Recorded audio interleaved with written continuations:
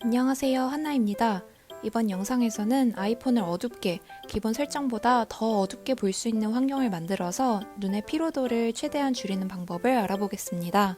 저는 각막에 상처가 있기도 하고 안구건조증도 굉장히 심해서 원래도 핸드폰을 오래 보지 못하는 편이었는데 이번에 10S에서 프로 맥스로 핸드폰을 바꾸면서 액정이 워낙 커지다 보니까 눈이 느끼는 피로감도 더불어서 커지는 거예요. 단순히 밝기를 가장 어둡게 하고 다크모드를 한다고 해도 밤에 보는데 한계가 있어서 인터넷에 이래저래 찾아보다가 알게 된 방법입니다. 먼저 첫 번째로는 말 그대로 화면을 어둡게 만드는 방법인데요.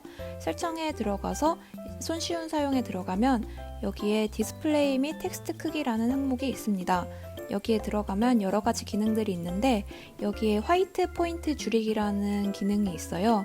이거를 누르면 사용자가 보는 밝은 색상을 줄일 수가 있습니다. 보이셨나요?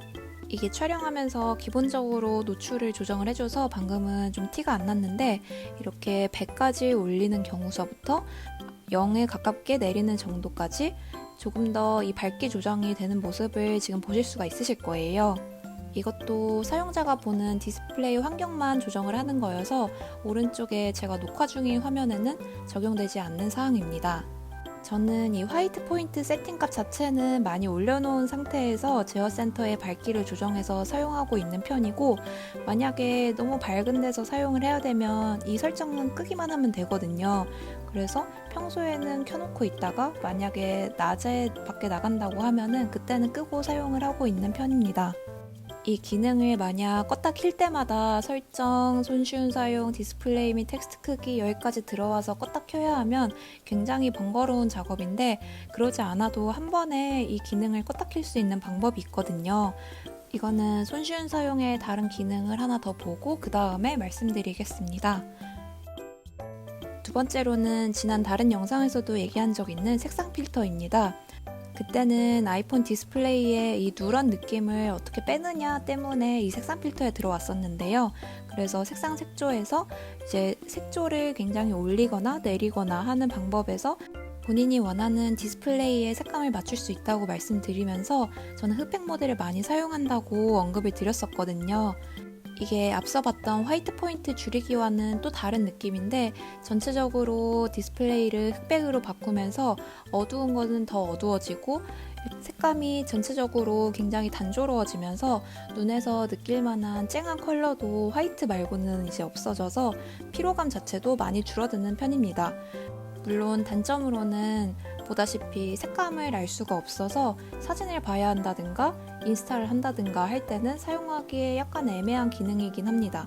하지만 지금 제가 보는 것처럼 사진은 약간 부가적이고 나는 글을 읽고 싶다 라는 경우에는 좀 도움이 되는 기능인 것 같아서 저는 종종 사용하고 있는 편입니다.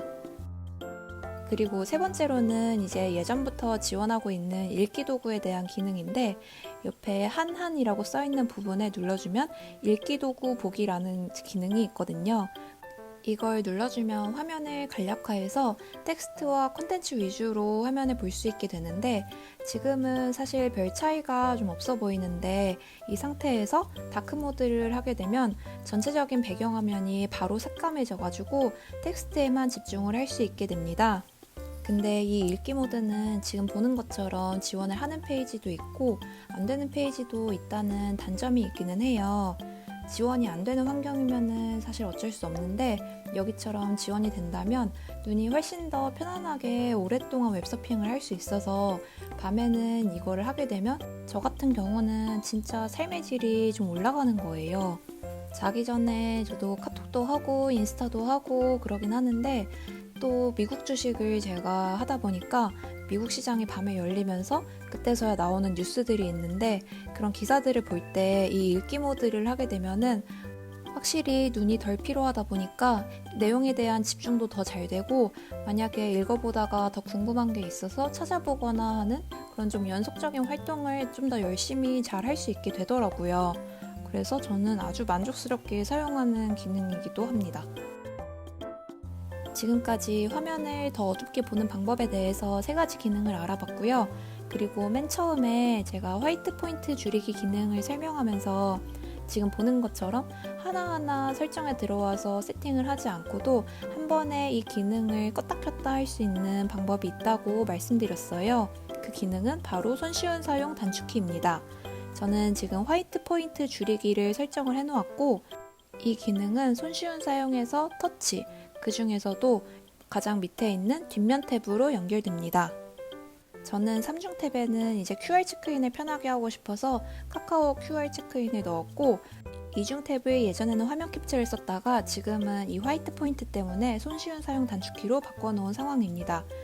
이걸 설정함으로써 매번 설정에서 화이트 포인트 줄이기 기능까지 찾아오는 그 번거로움을 줄이고, 대신 뒷면 탭을 톡톡 두드림으로써 간편하게 기능을 사용할 수 있다는 그런 획기적인 편리함이 생겨나게 됩니다.